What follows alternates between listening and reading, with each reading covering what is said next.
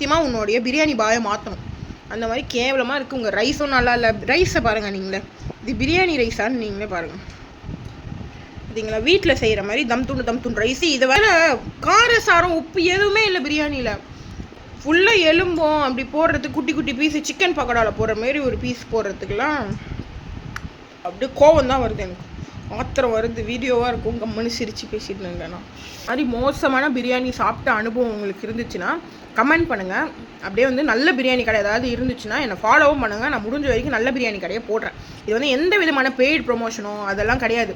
ஏன்னா நைட்டியில் உட்காந்து யாரும் ப்ரொமோஷன் பண்ண மாட்டாங்க. வீட்டில் உண்மையிலே பசிக்குதுன்னு வாங்கிட்டு வர சொன்னேன். நான் சாப்பிட்டு எனக்கு கோவம் தாங்கலை, அதனால தான் வீடியோவே எடுத்தோம். ஏன்னா எந்த ரிவ்யூவரும் நைட்டியில் போட மாட்டாங்க. கரெக்டாக நான் நைட்டிலே போட்டிருக்கேன்னா உண்மையிலே வந்து வீடியோ எடுக்கணுன்ற இன்டென்ஷனே எடுக்கல. அவ்வளோ கேவலமாக இருந்தனால இந்த கொந்தளிப்பில் தான் வீடியோவே எடுத்தோம்.